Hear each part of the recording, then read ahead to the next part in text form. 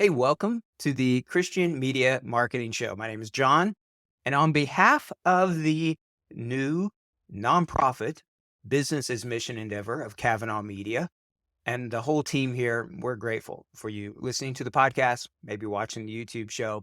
We're honored to be able to be a part of your digital engagement efforts. I will be talking more here in an episode coming up why we have transitioned over to being a nonprofit. But the key thing that I really hope every week when I sit down and record this, when I work through this, is that we want to be a benefit to the kingdom. And we want this show and the work that we do to be a benefit to the kingdom. And we have over 100 countries that we're working in, but we want to serve as many or as few as the Lord would have us to do.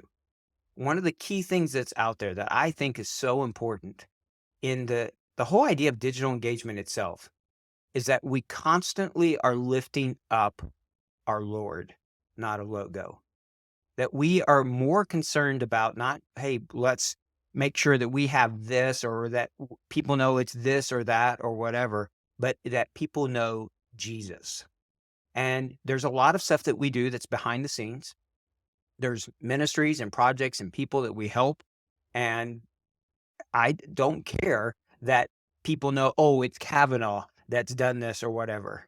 And even as we move to a nonprofit, and even as I do things like fundraising on behalf of our ministry, it's going to not change the heart, the very DNA, which is it's not about us, it's about the Lord. It's not about a logo, it's about the Lord. It's not about one ministry or org or team or location. It is about the lost who need to hear Jesus. And I believe with all of my heart that digital and the tools and technology and media are an important part of 21st century missions work. But it's not the answer to everything. At the end of the day, the harvest is plentiful, but the workers are few. We can leverage digital, we can leverage technology to be a force multiplier, to help us have a larger, a more impactful ministry potentially. Any of the teams, you listening, the technology can help us with that, but it does not replace and it cannot replace the work of the Holy Spirit. He is at work. And whether you do your technology and your social media marketing or whatever on your own, or you use somebody else to help you, or if we help you, regardless of how you do that, and regardless of even your field follow-up strategy, all right? Whether you're doing DMM or church planting movement, CPM, or you're doing a more traditional model where you're going in and you're planting a church, listen, if you're trying to make Jesus famous, then I'm on your team and I want you to succeed. And so in today's episode, I'm going to start talking about some technology. But the reason why I'm bringing this up and these tools is because I want them to be a benefit to you and because I'm on your side, but there are those who would wish to stop you. There are those who wish to do evil in this world. There are ministries that are being threatened by nation states, by organized crime, by lots of different things that are out there of people who are leveraging the same types of tools at times, digital tools, to stop the advancement of the kingdom, who are against the Lord's work of the renewal of all things. And so this is why I have been leaning into in these last few months, getting a lot of training, working on certifications. I'm working on a brand new one right now for a SOC analyst, which is a security operations center, which is where you're looking at different types of software and tools to see what's really happening, getting the pulse from a cyber defensive framework of what's happening inside of your organization right now. All of these intrusion detection, prevention, firewalls, all of that kind of stuff. And the reason I'm doing that is because I just believe that in the 21st century, in digital engagement, which is everything from pre-field, going into the field, finding seekers, evangelism, discipleship, leadership formation, group formation, church formation, and even your exit strategy. Digital has a part to play in all of that. A true end to end. Digital has a part to play in all of those things. And in each one of those parts, there are areas where there are security risks, where those who wish to do harm or just maybe try to get money or tools that they can find ways into your organization and disrupt what you're doing, even for fun.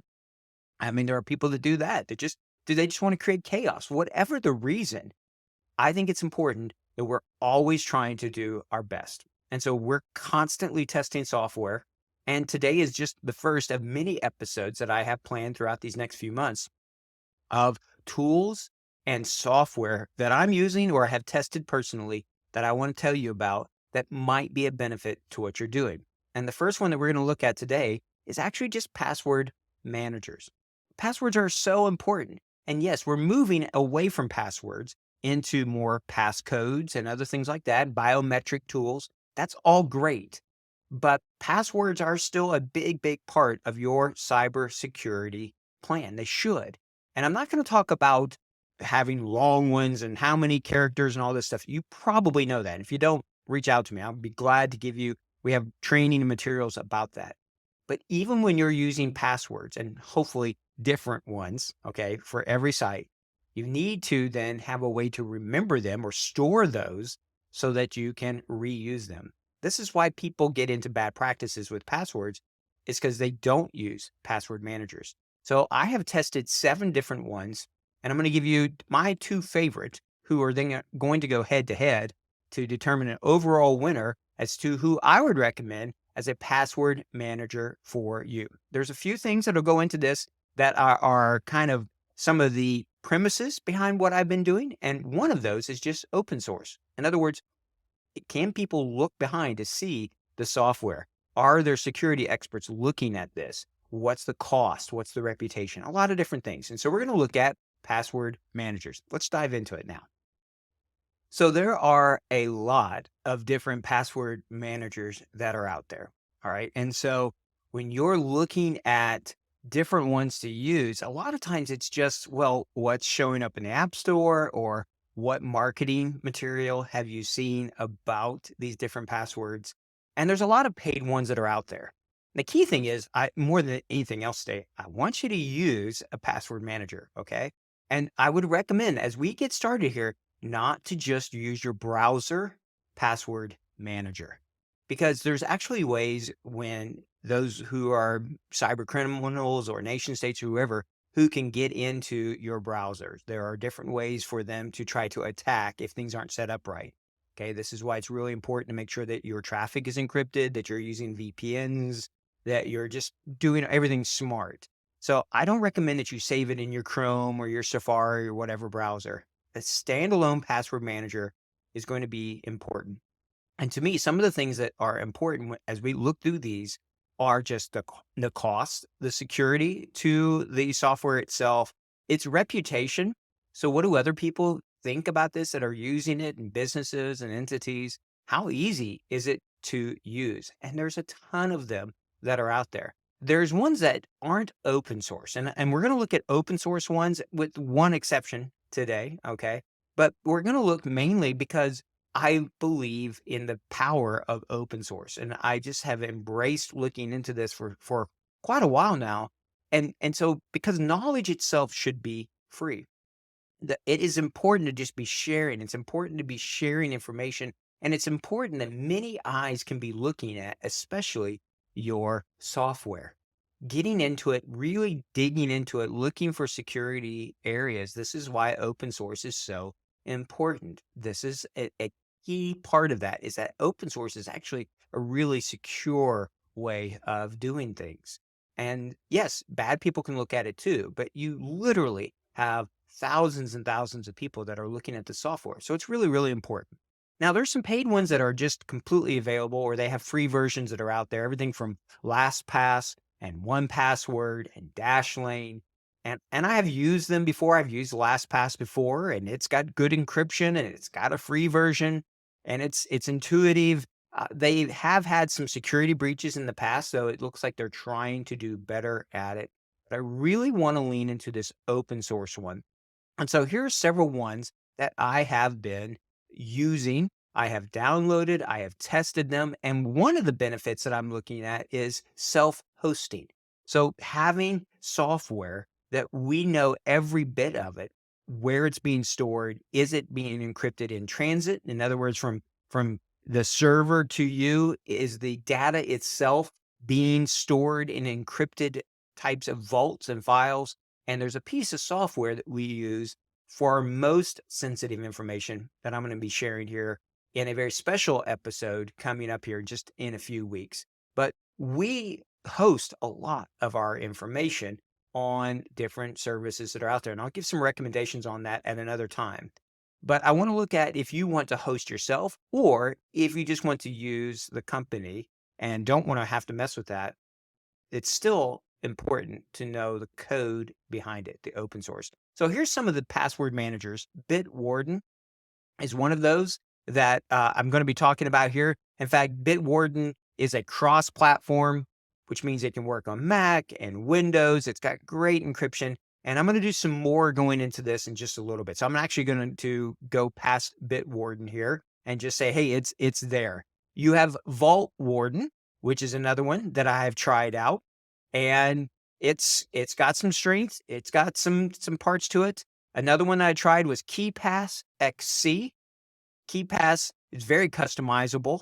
It's got some good plugin support to it. It's got good encryption, offline storage. So there's some really good things there. It's a little less user friendly if you're a beginner trying to do some of these ones.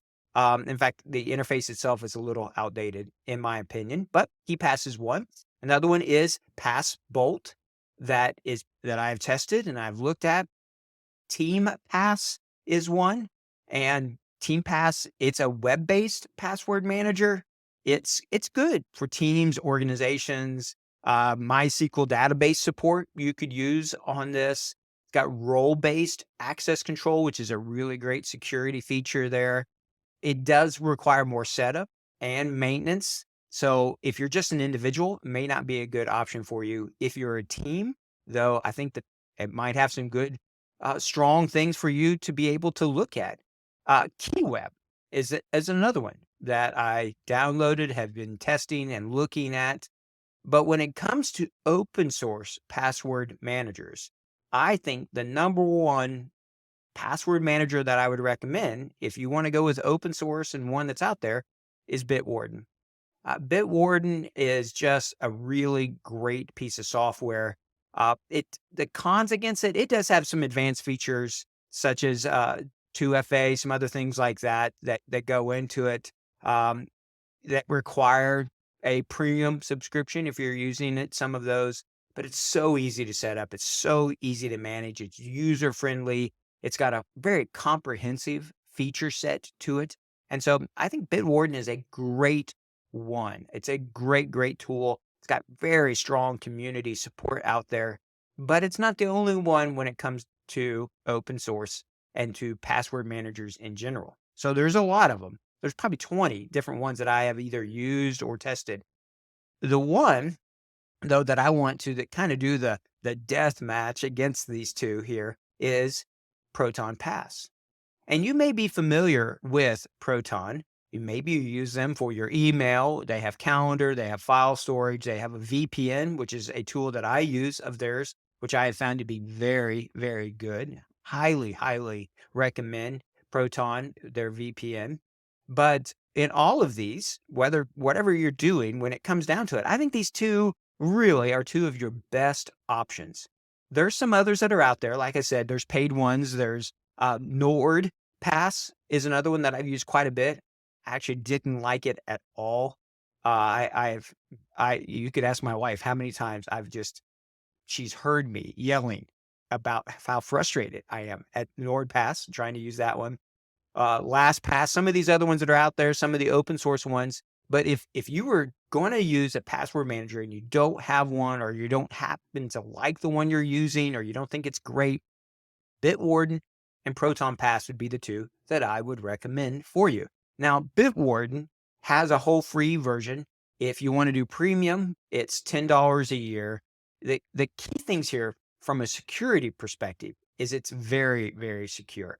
if whatever you're going to use doesn't use at least the AES 256 encryption, then you don't need to be using that software. And one of the things I like is it's got just a zero knowledge framework. The architecture is such that no one knows what you're storing there. So that's really important. Being able to utilize two-factor authentication is extremely important. In fact, it's the number one thing that I recommend past passwords, after passwords, is to use a physical two-factor authentication, so a YubiKey or something like that. It's got that. When it comes to Bitwarden, it's really highly respected. If you just start digging around in the internet, so many people in the open source community, especially, who have dug into it, say, this is great. This is a great one. It's got all sorts of features. It's got browser extensions. It's got a mobile app, secure sharing. It's user friendly. Like there's just so much to like about it that I highly recommend it. When it comes to Proton Pass, they have a free version as well. They also have a free version when it comes to just document storage. And so there's some really good stuff. There is a premium version. I would think that it's actually worth it to use their premium version if you're going to pay. It uses the highest level of security. So it's using AES 256. It's using SHA-20 encryption. It has the zero knowledge architecture that's important. So they're not looking into your stuff. They have two-factor authentication. And when it comes to reputation, there's nobody better. I mean, just Proton themselves, they just transitioned to being a nonprofit. And so we appreciate that and their heart to this. Proton AG and all of their products that they have, they're known for security. They're known for privacy. And so it's a great tool there. Once again, it's cross-platform. So whether you are Windows, Linux, Mac, whatever, you can use it, and it integrates into their other services. So if you're already using their Vault or different tools that they offer, they do have bundle packages that you can use. They have secure sharing, so much to it. And so if you're already using Proton, well, then I would recommend Proton Pass. If you are not and you are looking for a password manager, well, you can't go wrong if you're using Bitwarden or Proton Pass. Couple final thoughts as we look just to this area of password managers is passcodes themselves. Now, I think passcodes are going to be really, really powerful because you don't have to remember a lot of things. And so when you have your phone on you, when you have this built into it, it's a great secure tool. Use passcodes. Do not reuse your passwords. All right. Use really long ones. Use these tools like Proton Pass or Bitwarden to give you a password for that one application that you're using, that one website, and then store them. Be able to, whether you're self-hosting or not, really make sure that everything is secure. Make sure that the tools that you're using are secure. All of these things are really important, okay? But when you're doing and protecting your passwords and your usernames, use passcodes if you can, use a password manager, use long passwords, and then use two-factor authentication. Don't just use text, use a physical YubiKey, all right? So we have tested a ton of different ones. I have downloaded, installed, used, played with, used for quite a while some of these tools, and these are the two that I'm coming back to. It's either Bitwarden or Proton Pass, and I don't think you can go wrong with either one of them. So there you go. Use a password manager. If you don't have one or you don't like the one you're currently using, I would recommend Bitwarden or Proton Pass for your password management.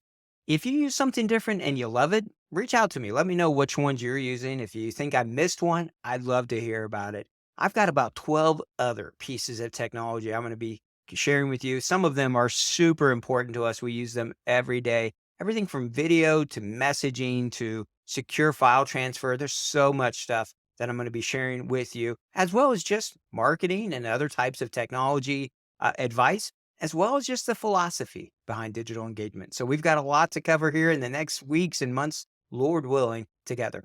If there are things that you're interested in, you'd like for us to research, to talk about, to dig into, please reach out, let us know. And if we can ever help you in the work that you're doing, please don't hesitate. Reach out. We want to partner with you. Until next time, keep making Jesus famous. Keep pressing forward. May the Lord bless you in all you do for him for his son Jesus, for our Savior, and for the kingdom, and for the renewal of all things.